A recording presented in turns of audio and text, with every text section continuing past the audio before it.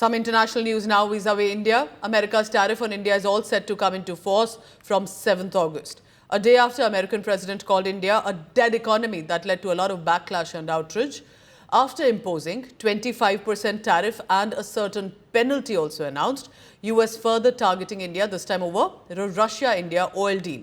USA's Secretary of State Marco Rubio said India's continued oil trade with Russia is helping sustain Moscow's war efforts against Ukraine, adding that India's stand is a point of irritation for the USA in the relationship with Washington, though not the only one. Government sources are telling India today, though, that centre is not too concerned or worried right now by Trump's move, that the Indian economy remains a bright spot in the global economy structure. Commerce Minister Piyush Goyal in the Parliament added, government is studying the impact of Trump tariffs. India will prioritize farmers, MSMEs and exporters, adding that India will soon be the third largest economy in the world as well. India came to the table early. They've been slow rolling things. So I think that the president, the whole trade team's a bit frustrated with them. And also, you know, India's been a large buyer of sanctioned Russian oil that they then resell as refined products. So, you know, they have not been a great global actor. August 1st, the reciprocal rates will be going into effect.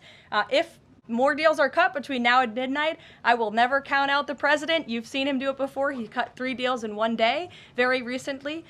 So we'll see what happens. I do know foreign leaders are ringing his phone, realizing this deadline is a real thing for them tomorrow, and they're bringing offers to the table.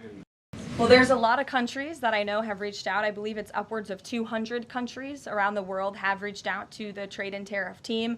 Of course, as I said previously and the president said, we're going to prioritize our key trading partners, which we have done. Like I said, of the 18, 2/3 of those we have cut these tailor-made deals with. But I do know that the trade team has been working around the clock to try to be in correspondence with as many countries as possible. But if they haven't heard from us yet, they will in the form of a letter or an executive order by midnight tonight. The implications of the recent development are being examined by the government. The Ministry of Commerce and Industry is engaged with all stakeholders, including exporters and industry, for taking feedback of their assessment of the situation.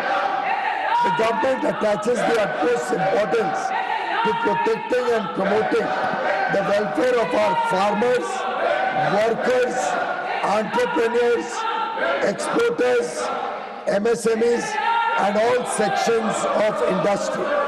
We will take all necessary steps to secure and advance our national interest.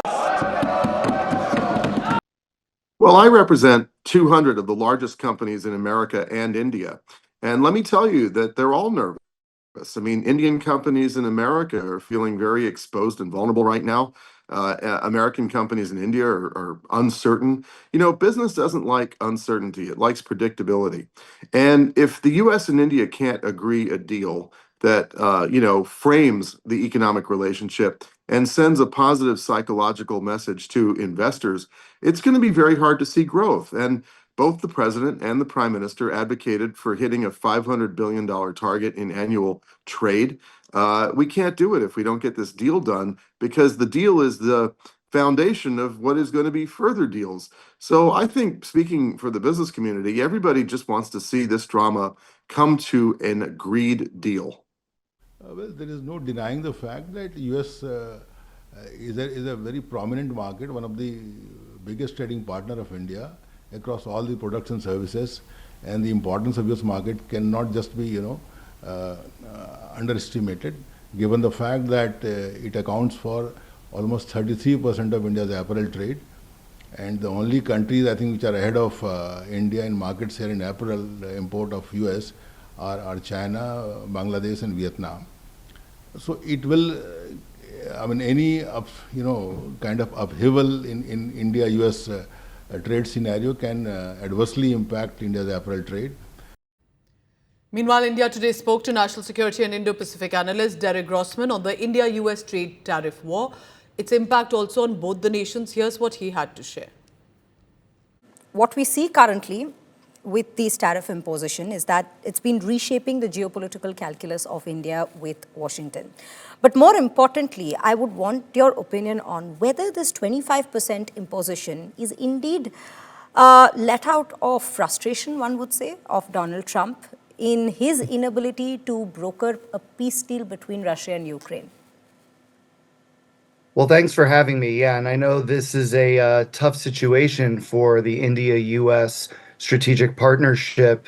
I feel like yesterday, my time, and I guess 2 days ago, your time, I mean, it was kind of a bombshell for the relationship, right? That had otherwise been pretty clean and pretty, I mean, historically strong, right? And so to answer your question, I think that, look, Trump started out on April 2nd saying that India would face a 26% tariff rate, and India's only been able to get that down to 25%. And of course, there's the threat of a potential penalty for India importing discounted barrels of Russian oil. And so I think what we saw in the last 24 to 48 hours was really Trump taking aim at India to stop India from importing that oil, because the president has clearly been frustrated in dealing with Vladimir Putin, and the war in Ukraine has been escalating, right? Not de-escalating or kind of, mellowing out in some way, right? In fact, it's been going in the opposite direction. So I think this was a clear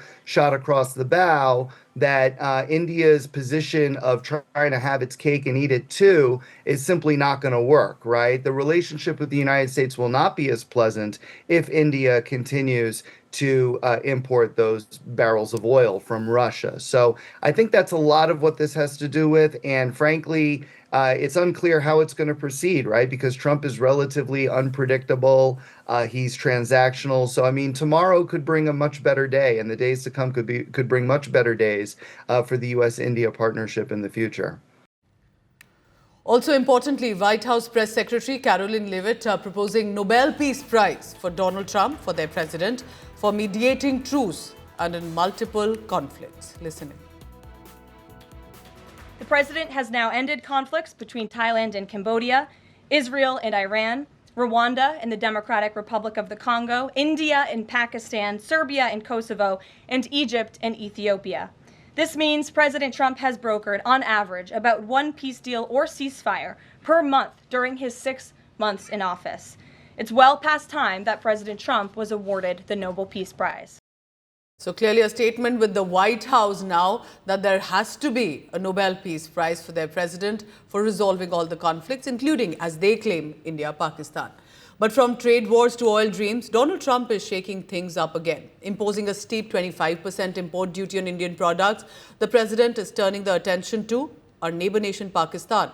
That there's going to be a deal with Pakistan developing their massive oil reserves. But that's the question. Does Pakistan have massive oil reserves?